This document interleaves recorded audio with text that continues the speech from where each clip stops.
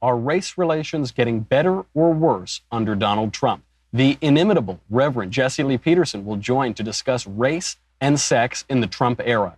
All 56 genders and every single race from white to black to orange. Then a word on Cambridge Analytica and the media blackout of Trump's possibly denuclearizing North Korea. I'm Michael Knowles, and this is The Michael Knowles Show.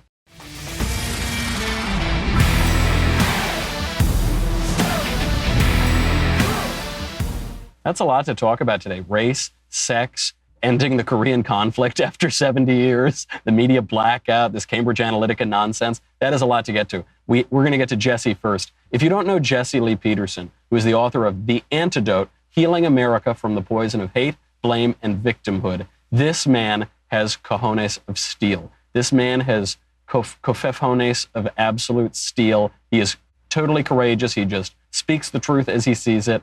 Here is just a taste from a recent video that Jesse made walking around bad neighborhoods in LA, asking black people if they love white people, and specifically Donald Trump, who I suppose is an orange person. Here it is. How old are you? I'm 20. How about you? 21. How about you? I'm 15. 15. Did you vote for President Trump? Nah, Trump. Trump, man. Donald Trump. He taking our state into a hellhole. I do how? Because how he taking all the free money and stuff, man. He's taking the free money? Yeah, He's taking all our dough, man. Taking all the I dough, needed just some doing too. nothing. What free money is he taking? Damn, you asking. Get all the money. Out of Trump, though. You believe that President Trump hate black people? I believe he do. And only because someone said it, or what did he do to make you think that? Besides not agreeing with Barack Obama? That's it. That's all. That's all? Yeah. And because he didn't agree with Barack Obama, you think that he's a racist? Yeah, off top. But Barack is a Democrat, the president is a Republican, and Republicans and Democrats don't agree. So does that make them racist? Yeah. I like the simplicity of it. So, so just being a Republican, does that make you racist? Yeah. Yeah, that's about it. So I talked to that vicious racist, Jesse Lee Peterson. We sat down to discuss, are race relations getting better or worse under Donald Trump? We talked last week. Here's what we talked about. We're joined now by the Reverend Jesse Lee Peterson. Jesse, thank you for being here. Thanks for having me, Michael. I appreciate it. So you write frequently about race relations in America. From the 30,000-foot view, are race relations today better or worse in the presidency of Donald Trump? In one sense, they're better because a lot of black Americans, they were familiar with President Trump before he became president, and they liked him. They liked the fact that he speaks up, he has courage, he's done very well in life. And then on the other hand, because the children of the lie are pushing this idea that the president is a racist, you have and when I say children of the lie, I'm referring to liberals, the liberal media, the Democratic Party, the Never Trumpers, and the right-wing Republicans. And they are pushing this lie because they hate the president. And they know that if they say racism, most blacks, not all, would go into a trance. And whatever they say about racism and this president, they're going to believe it. But I believe that before the president leave the White House, that the race relations in this country would have gotten better. Well, that you bring up the lie here, because there have been, I think you're referring to the father of lies, right? You're talking about this. These people are pushing this lie that Donald Trump is a racist. But we never heard this until he ran for office. He was in the pop culture for 40 years. We never heard accusations that he was a racist. How did this develop? How did he suddenly become a racist 40 years after we first met him in the tabloids of New York? Well, the reason that it came about is that President Trump is a straight, white, male, Christian conservative of power, and he is a Republican. And because of that, the Democrats, the children of the lie, are desperate. The president has put the country first, and the last thing that they want is for anyone to put the country first. And they hate this man for that reason. There was a time when Jesse Jackson and Al Sharpton and others, they honored the president because he cared about the black community. He helped them in several ways. But because he's in control now, he is a white, straight male conservative power. They don't like that. And so they're using that word in order to try and destroy him and to turn black folks away from him. So you think the word has basically been robbed of meaning because it's been bandied about so much? Well, it's a made-up word anyway. There's no such thing as racism, and I prove it in my book, The Antidote, Healing America from the Poison of Hate, Blame, and Victimhood. That word came about in the 40s, I believe, and it came about because the race hustlers, the so-called civil rights leaders, and the liberal whites, they needed to control black people. And so they made up this word that whites are against you because of your color. There's racism out there. And because most blacks are angry, they believed into that lie and they went into a trance. And so whenever these hustlers want to get power and wealth, they bring up that word because they need blacks to support them. I grew up in Alabama. I grew up under the Jim Crow laws. I grew up on a plantation. And not one time did I hear the word racism. They, in those days, they knew that there was good and evil, right versus wrong. And there are good folks in all cultures, and there are bad folks in all cultures. And it has nothing to do with being a male or a female. You're either right or you're wrong. And that's how we grew up. But that word came about once the civil rights movement started because they needed to control black people. Do you find, because I always find it so funny, you grow up fatherless on a plantation in Jim Crow, Alabama, and then white liberals scold you for your views on politics and race. And they say, oh no, Jesse, that's how racist of you or something, or I don't even know the terms they use. Do you see, though, we were told throughout all of 2016 that there is a major movement called the alternative right, and half of the country is deplorable. Do you see an upsurge in anti-black sentiment in the U.S. around this time? Is there anything to those claims, or is there something to them, but they've been totally abused? What is it? You know, for the last 50 to 60 years, most white people have been afraid to speak up. They are afraid of the word racism. They are afraid of losing their livelihood, their jobs and businesses. And so they have not spoken up, and they have seen examples of other white men and women who have spoken up, and they end up losing their careers. And so white people have fear. And then the white man, he's been blamed for everything. They accuse him for everything that is happening with black folks, and most white men have not spoken up. Now we finally have a man in the White House who is not afraid to speak up. If you attack him, he will attack back. He will expose you. He will deal with you. And I believe that he's given or encouraging other white men and women who are on the side of good to speak up and not tolerate the lie. Don't be afraid. Don't be intimidated. And that's what you see happening.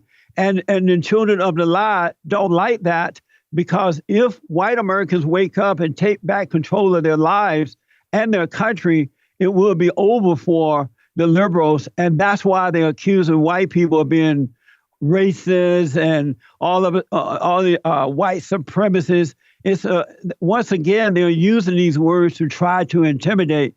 I'm very happy to see white Americans speaking up, because if we lose white Americans, it's over for this country. We can say goodbye to America.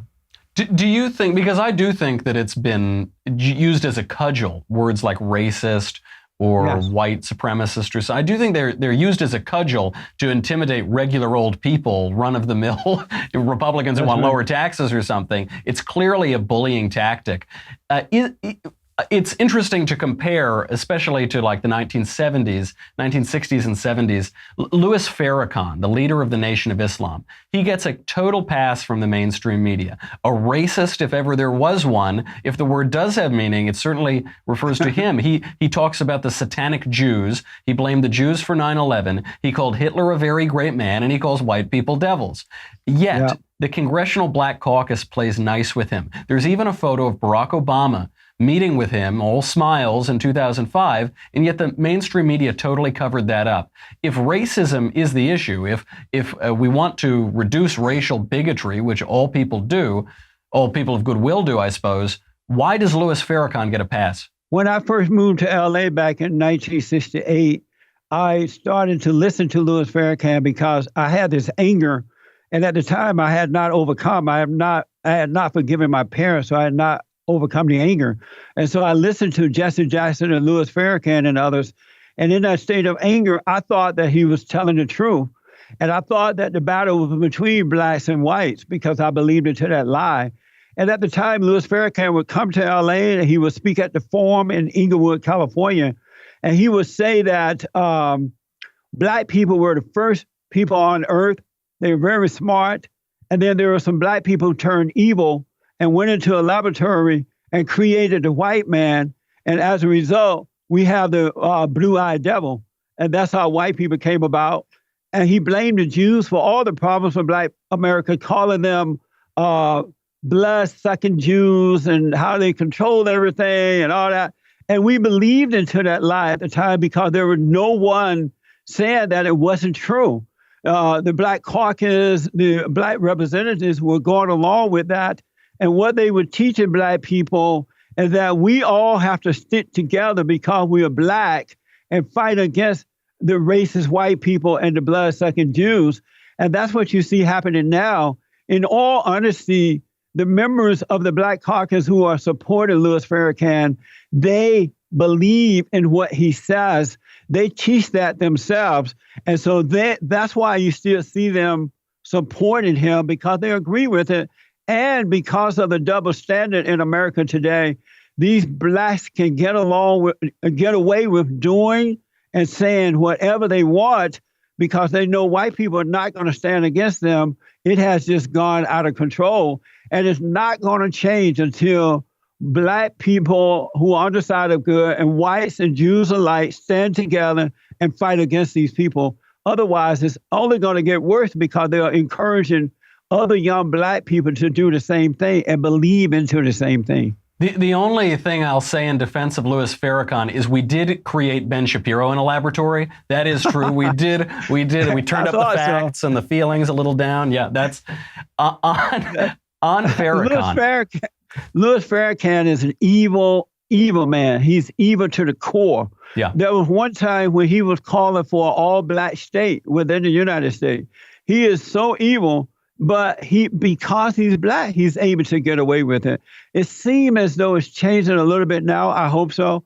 But unless people speak up, it's not going to get better. Why is it, do you think, that Louis Farrakhan's group, the Nation of Islam, was able to take hold so significantly during movements like the Black Power movement in the 60s and 70s? Why was it the Nation of Islam instead of the Nation of Unitarianism or something, or the Nation of Christianity? Right. Why was that ideology able to take hold? Because in the public school system, in the prisons and jails, in the juvenile detention centers, and some of the so-called Christian black churches, they were teaching that Christianity is a white man's religion, and that in Africa, blacks were Muslims and not Christians. And that blacks have been brainwashed with Christianity, that white people went around the world and brainwashing blacks and others with Christianity, and that is not the black man's religion. And that's why Farrakhan was able to seduce them. And in the prisons and jails, you have a lot of men, black men and women who are angry. They are angry, but the anger starts in their homes because most black men and women, they hate their mothers. And they yearn for their fathers. Their mothers have turned them away from their fathers. And the worst thing that can happen to children is to turn them away from their earthly fathers, because when you turn them away from their fathers, you turn them away from God. And it leaves an emptiness, a void in your life, and you find yourself looking for love in all the wrong places. And so instead of telling black people to forgive their mothers for what they've done, they tell them that it's white man, that Christianity is a white man's religion. And in these prisons, these guys are desperate for a father. And Louis Farrakhan represent that in a bad way, but he still represent it. And that's why they believe him. And that's why his religion is not a religion, but his so-called religion has grown in numbers because he has seduced blacks in their fallen state of anger. Well, I'll take this as an opportunity to turn from race to sex for a second, to talk about this crisis of masculinity, which you write about and speak about eloquently. You have an organization called Bond. You say that our culture has a shortage of good men, and you want to rebuild the family by rebuilding the man. What is wrong with men in our culture? How did that crisis of good men start? Well, today, men are the most hated species on this side of heaven. And the reason that they're hated is because they represent strength, they represent love, they represent authority, they represent good. And the children the folks who hate God, they hate men for that reason.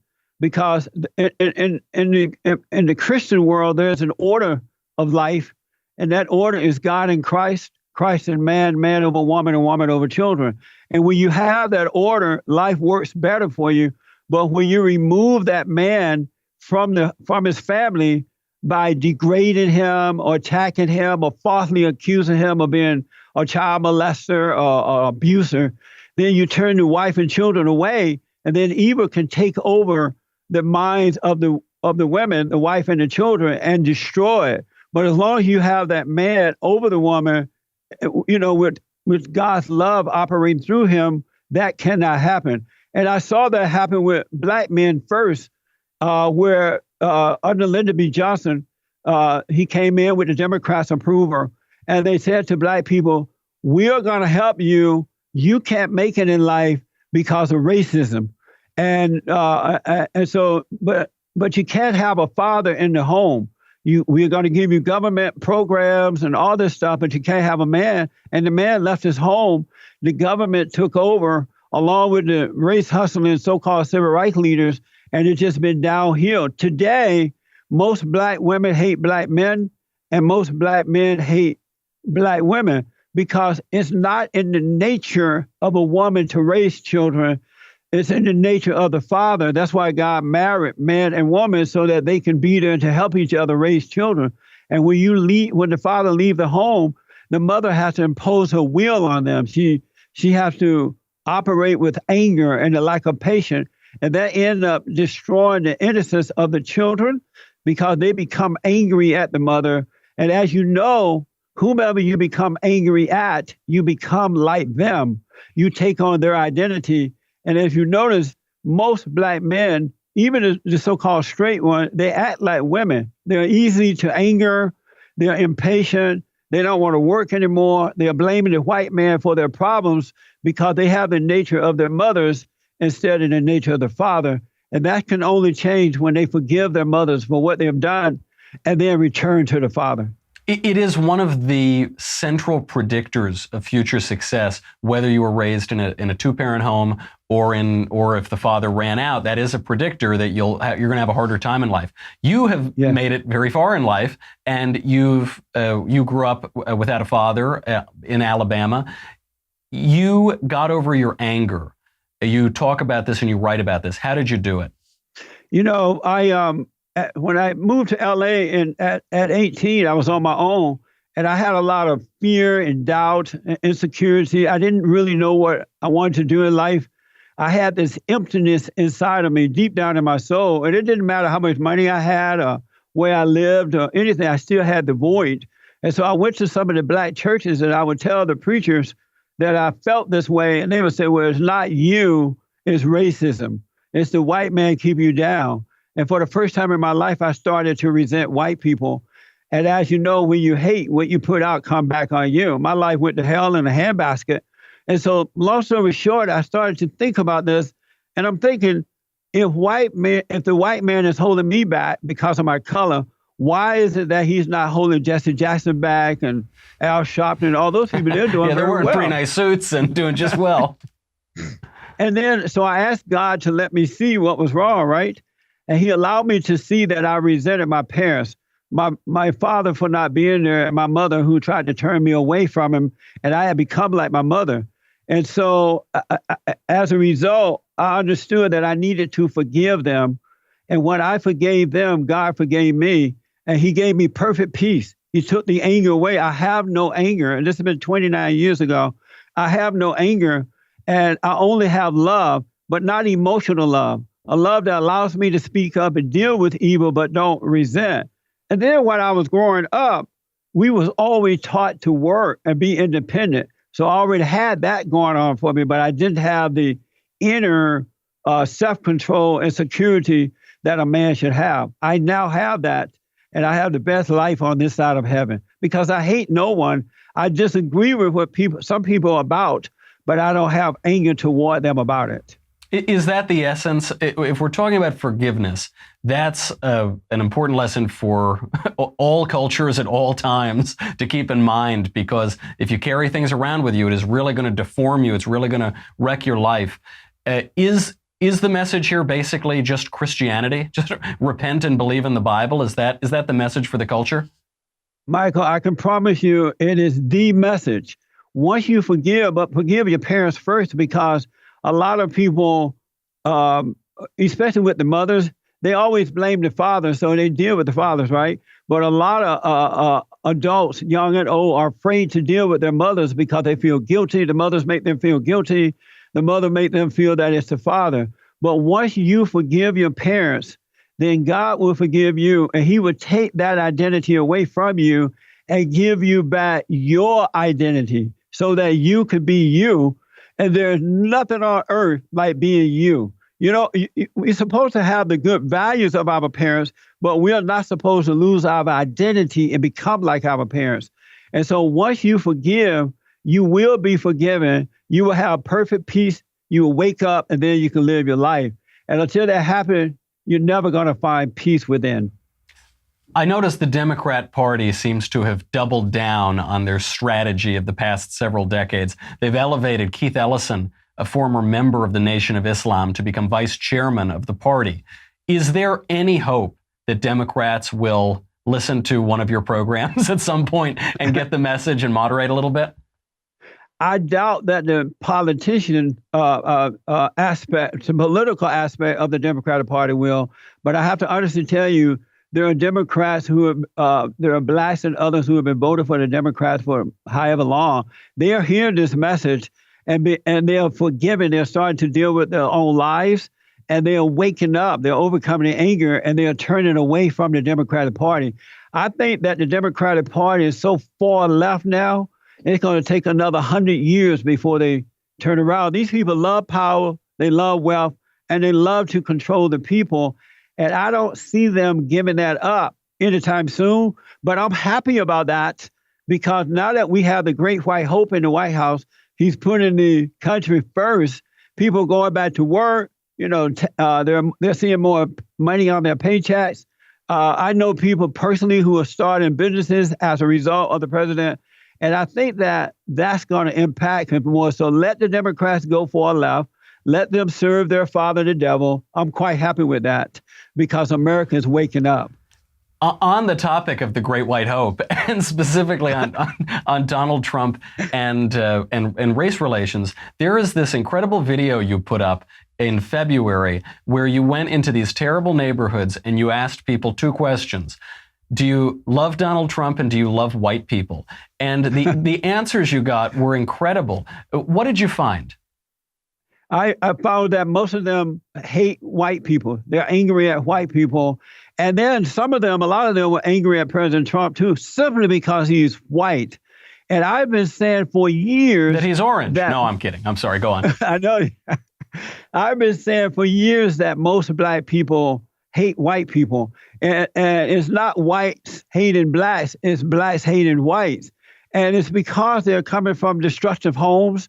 They're being born out of wedlock. They've been told that it's the white man. And so I did the man on the street to prove that point even more so, that it's the lack of moral character and the destruction of the family. It's this anger that black people have that's holding them back instead of the white man. They're holding themselves back by not dropping that anger. It was an amazing video. It was amazing to get that on camera so the world can see that black people hate white folks. And it's just not, until they drop that anger, you can give them affirmative action.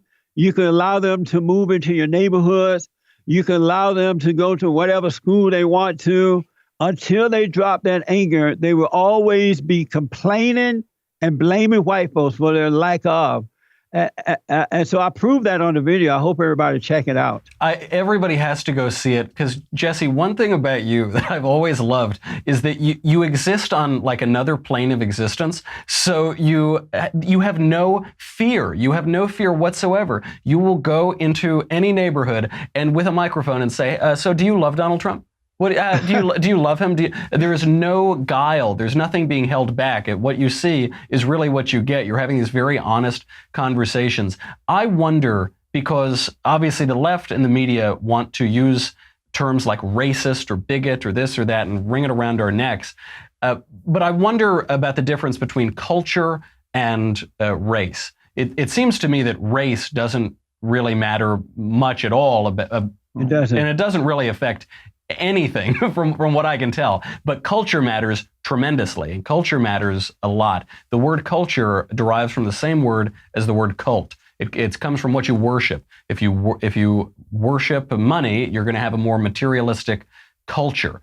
How do we turn the culture around in America? You've written about the antidote.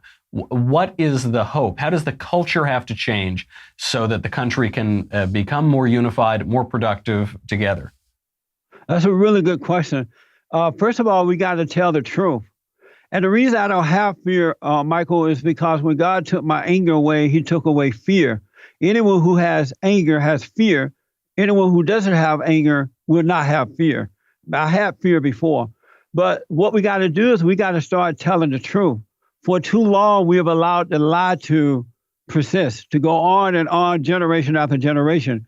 And we have not told the truth. And so all people who love what's right must tell the truth. And once you start telling the truth, there are people who are going to wake up to that truth and overcome. We have to overcome culture. We should only love God with all our heart, soul, and might, and then love our neighbors as ourselves.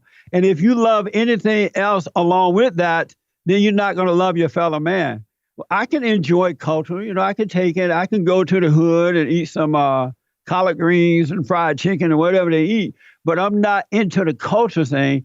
I'm into loving all people. And again, I want to make sure I'm not talking about that emotional love. I'm not talking about that love that, only love you when someone love you. Love is simply not hating. If you don't have any anger, then you have love.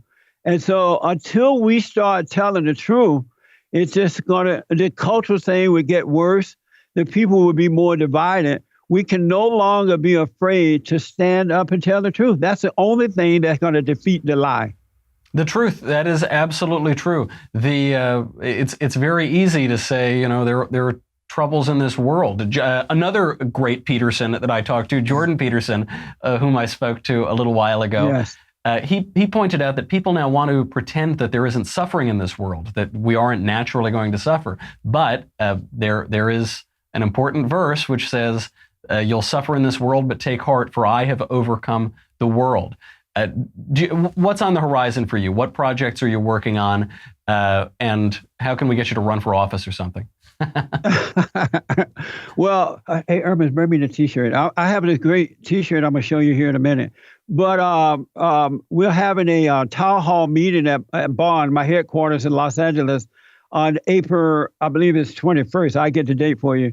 And we're going to be talking about this illegal alien situation in our country. I am 100% for the wall, and I want to deport all illegals. I want them gone. I want my country back. And so when is the town hall? April 12th. Oh, we're having a town hall on April 12th at the headquarters of Bond, and we're going to be dealing with the illegal alien situation in the country. We're also, I have a radio show. I'm on Newsmax TV now in over 50 million homes around the country, and just telling the truth and waking people up. We're doing speaking tours, dealing with this, trying to unite the races with the truth rather than dividing them with lies. And this is a perfect time to do it. I want to show you a great T-shirt that we made. Are you able to see that? for people who are only listening, it's the mug of Donald Trump, and it just says "The Great White Hope." That's right. That is incredible. So we have that going. I'm taking the opportunity. This is the best time of our life, Michael. we finally have a chance to take back America. And I'm now seeing all races of people who are on the side of good and love the country unite together and fight against those who hate the country and try to destroy it. And so we need to take advantage of this opportunity. For the first time in my lifetime, we have a president who is putting this country first. He's driving the children of the lie insane. And it's a joy to see that.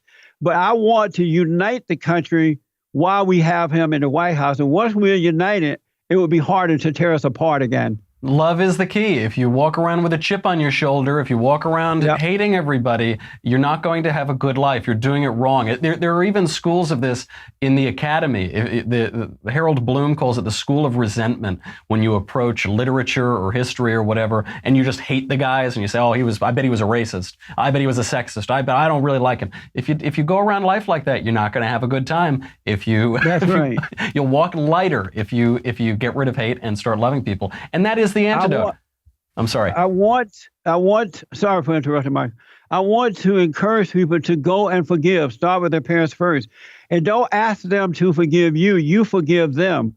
You know, in the Lord's Prayer, it says, forgive me as I forgive, right? So you go and forgive them, because the problem is your hatred or your anger toward them. But once you go and apologize for what they've done to you, it doesn't make it right. But apology is for hating them is forgiveness. God will forgive you, and he will give you perfect peace. Then you can finally have the life that we are all meant to have.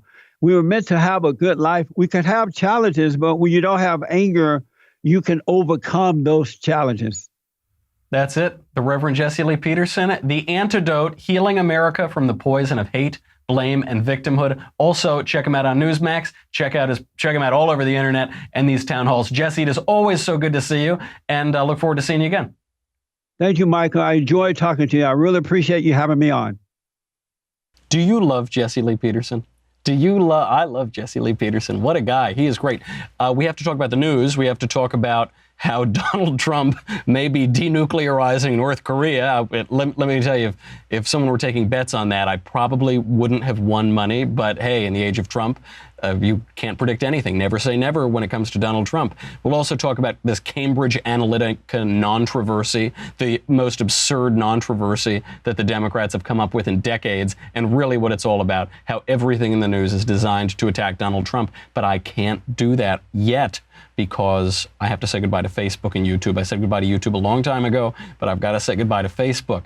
If you are on thedailywire.com, thank you very much, because you help keep the lights on. Even the lights here at National Review. We're not paying them anything for this, so thank you to our friends at National Review for having me. If you're not a subscriber, go there. You get me, you get the Andrew Klavan Show, you get the Ben Shapiro Show. It's $10 a month or $100 for an annual membership. What you really get, what is so important, is the Leftist Tears Tumbler. I feel incomplete this week. You know, I'm in New York. Right after this show today, I'm going to go right up to Ithaca. I've got a speech at Ithaca College tomorrow. We're going to be talking about that old-time religion. I'm going to be talking about the crisis, the search for meaning among millennials, how there is objective truth. I'm going to be talking about the Battle of Lepanto, the difference between different religions and various Christian heresies, maybe a little Islam sprinkled in there. I'm just telling you, the tears are going to flow. The leftist tears are going to flow. I've already heard they're tearing down posters at Ithaca College. One student apparently said that my face is like a middle finger to the campus, and that is a sweet little Elisa's pet name for me. But she did point out my face looks more like a thumb. It's not like that totally narrow. It's a little more like a thumb. It's opposable. It's easily opposed on that campus. So make sure you need that Leftist Tears Tumbler. Go to dailywire.com. We'll be right back.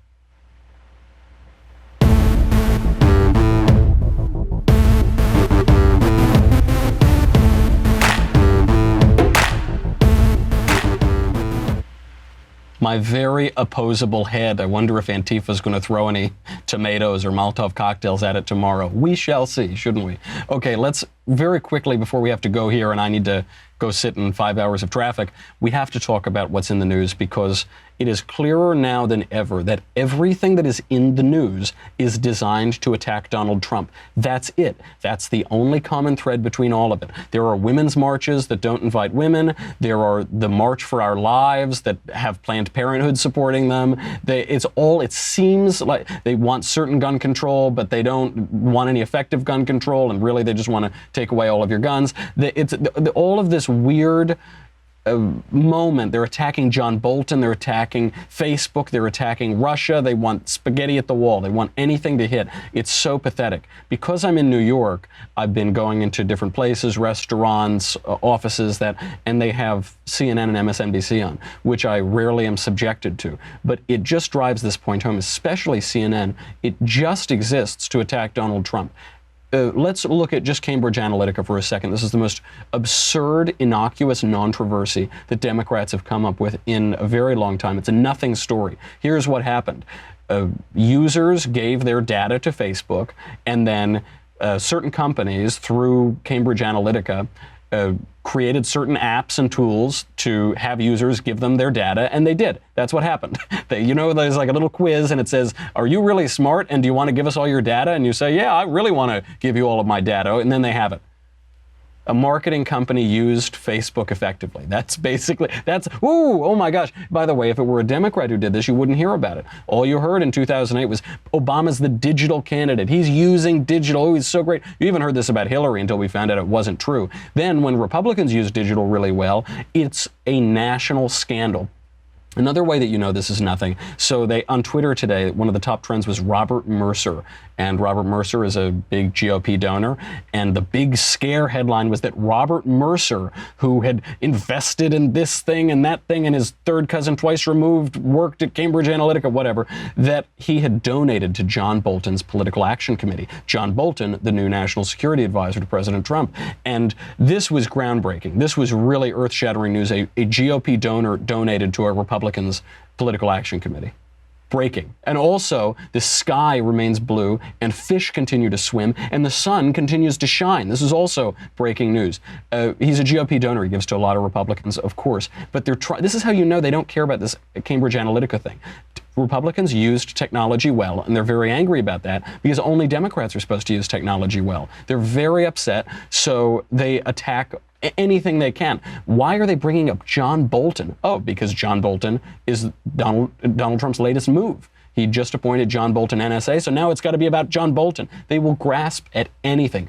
By the way, even the Washington Post admits this. In the WAPO today, Ed Rogers explains, quote, because Democrats have no affirmative agenda to run on in November, they are left clinging onto the Russian collusion story for dear life.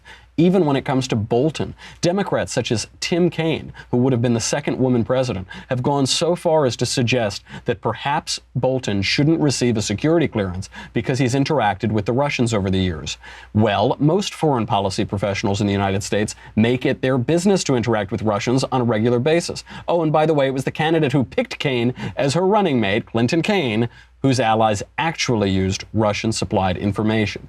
It's just spaghetti at the wall. Now, you're probably reading all about Stormy Daniels, for whatever reason, or you're reading about Cambridge Analytica. You're reading about a big technology company that you give all of your data to using your data. That's what you're using. What you're not reading about is how Donald Trump may have denuclearized North Korea.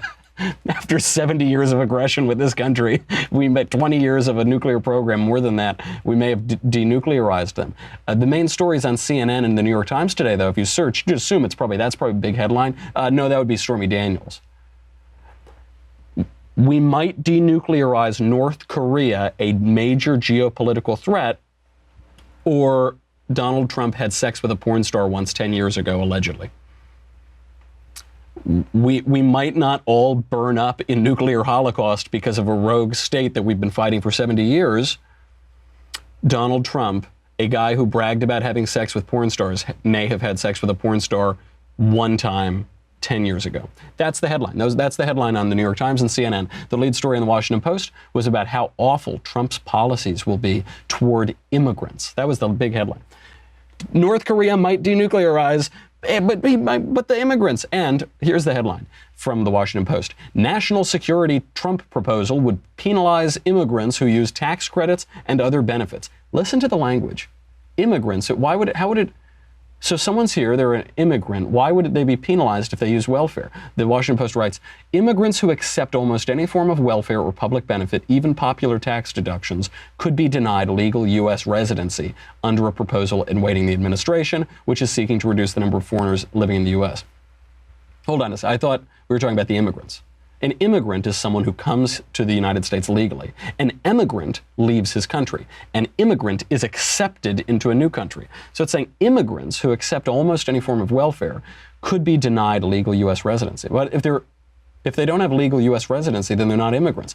Oh, the Washington Post means illegal aliens. They just used a completely deceptive term that doesn't actually explain those people because they want to blur the distinction between illegal aliens and immigrants who come here. There are a lot of immigrants. There are Italian immigrants, there are Jewish immigrants, there are illegal immigrants, just all different kinds of immigrants, right? No, these are categorically different things.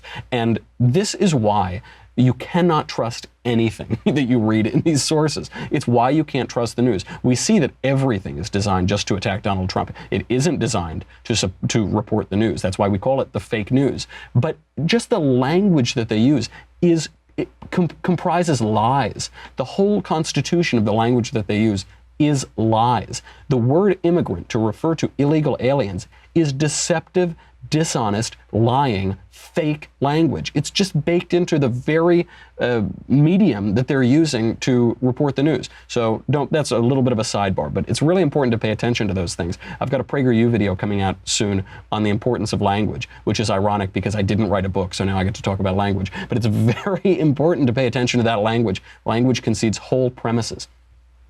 Back to North Korea. This means, just in case you missed it, I know the news didn't report on it, that our madman's strategy, North Korea has its madman, and Donald Trump says you better watch out because he's got to deal with this madman. It seems that strategy is working.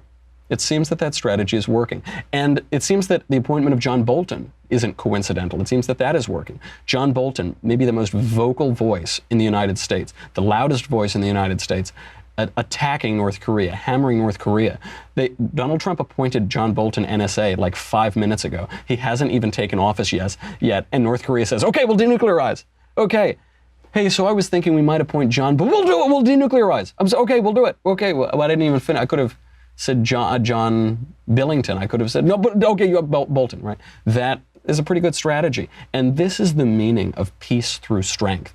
Democrats totally misrepresent this. They demagogue this all the time. They accuse Republicans of warmongers. Ronald Reagan talked about this in his famous speech in the 1960s, A Time for Choosing. Peace through strength. What Democrats get us is war through weakness. Barack Obama was a wartime president. I was told if I voted for John McCain that we would get involved in many more wars in the Middle East. And they were right. I voted for John McCain and we got involved in more wars in the Middle East and in Africa. Just because one talks the talk of peace does not mean that one will effect peace. This is the constant refrain of Democrats and lefties who want the appearance of the thing, but not the essence of the thing. Weakness leads to war and strength leads to peace. It looks like we might be seeing that playing out right now. Of course, I don't believe Kim Jong-un. I don't believe Little Rocket Man for 1 second. Talk is cheap, and we'll see what happened. But, just look at how the media is reporting this. When Barack Obama said, hey, we're going to basically give Iran a nuclear weapon, but they say that they probably won't do it. He was lauded as this messiah, as the savior of the world from the brink of war, even though Iran began cheating on that agreement almost immediately. Donald Trump has a perfect parallel here with North Korea. They say he's going to get us into war. He's so crazy. He's so crazy. They're going to get us into war. This is that parallel, and who knows?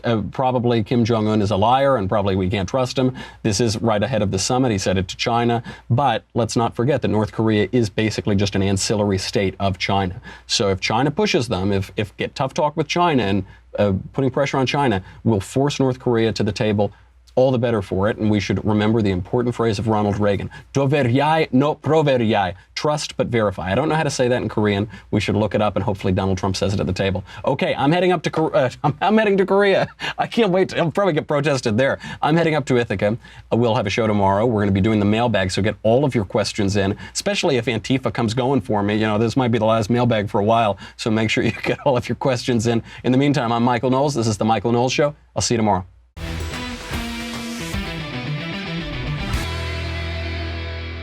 The Michael Knowles Show is a Daily Wire Forward Publishing production. Executive producer, Jeremy Boring. Senior producer, Jonathan Hay. Supervising producer, Mathis Glover. Our technical producer is Austin Stevens. Edited by Alex Zingaro. Audio is mixed by Mike Coromina. Hair and makeup is by Jesua Olvera. Copyright Forward Publishing 2018.